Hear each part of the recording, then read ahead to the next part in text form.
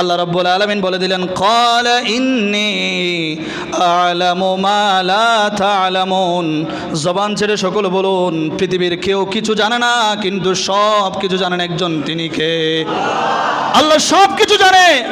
বাইতুল মামুরের পরে আসমান ব্যতীত দুনিয়ার জমিনে আর কোথাও ঘর ছিল না, ইবাদত বন্দেগী করার স্থান ছিল না।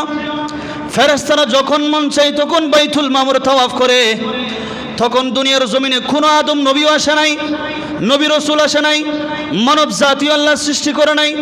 আল্লাহ রাব্বুল আলামিন ফেরেশতাদেরকে ডাকলেন, ফেরেশতাদেরকে বলতে লাগলেন, ও আমার ফেরেশতারা শোনো, দুনিয়ার জমিনে আমি আল্লাহ আমার খলিফা বানাতে চাই, আমি আল্লাহ আমার প্রতিনিধিত্ব বানাতে চাই, আমি আল্লাহ আমার বান্দাদেরকে পাঠাতে চাই।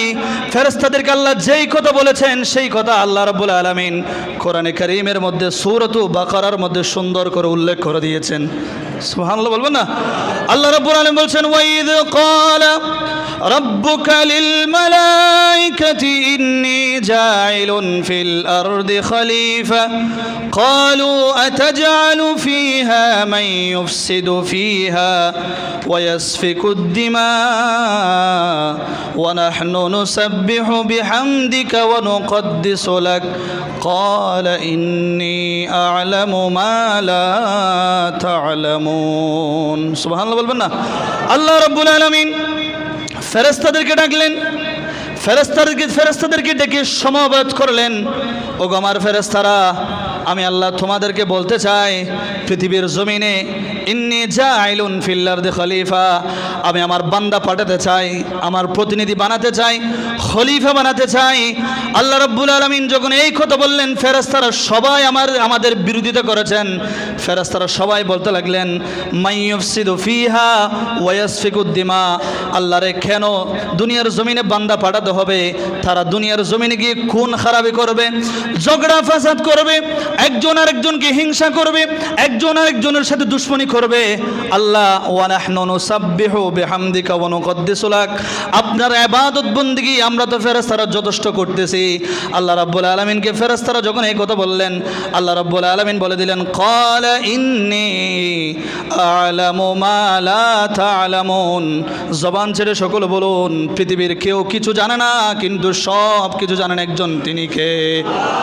আল্লাহ সব কিছু জানে। আল্লাহ ফেরেশতাদের উপর সাথে সাথে রাগান্বিত হয়ে গেল যে তোমরা যা জানো না আমি আল্লাহ তো সব জানি, আমি তোমাদেরকে শুধু বলেছি, আর তোমরা বলছো তারা দুনিয়ার জমিনে গিয়ে ঝগড়া ফাসাদ করবে, মারামারি করবে, হিংসা করবে, দুশমনি করবে। যখন আল্লাহ রাব্বুল আলামিন ফেরেশতাদের সাথে রাগান্বিত হয়ে গিয়েছে, তখন ফেরেশতারা কি করেছে জানেন? আল্লাহর আরশ আজিমে যেই ঘর আছে সেই ঘরের নাম কি? বাইতুল মামুর। বলো না, সেই ঘরের নাম কি? আল্লাহর আরশ আজিমে যেই ঘর আছে বাইতুল মামুর।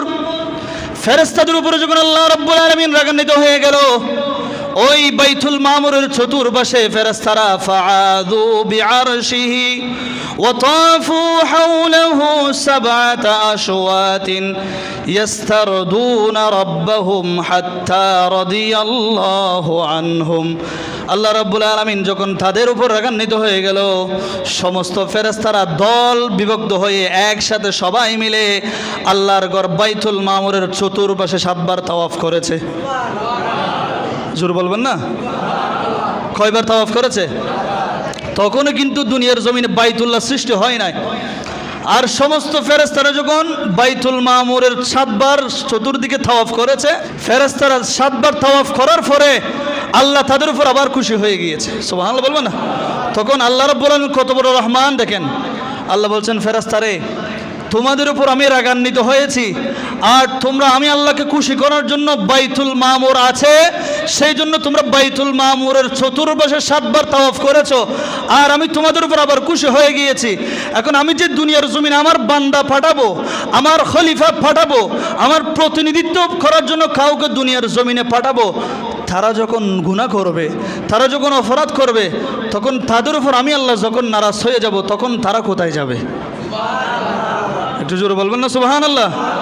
ফেরেশতাদেরকে আল্লাহ সাথে সাথে নির্দেশ দিয়েছে, ফেরেশতারা তোমাদের কাছে বাইতুল মামুর আছে, আর তোমরা বাইতুল মামুরকে তাওয়াফ করে আমি আল্লাহকে যেইভাবে খুশি করেছো, ঠিক বাইতুল মামুরের মতো একটা ঘর দুনিয়ার জমিনে তোমরা নির্মাণ করো। আমার বান্দাদের উপর যখন আমি আল্লাহ নারাজ হয়ে যাব, আর আমার বান্দা যখন এসে লাব্বাইক আল্লাহুম্মা লাব্বাইক বলে আমার ঘরের চতুর্পাশে 7 বার তাওয়াফ করবে, আমি আল্লাহ আমার ওই বান্দার উপর খুশি হয়ে যাব।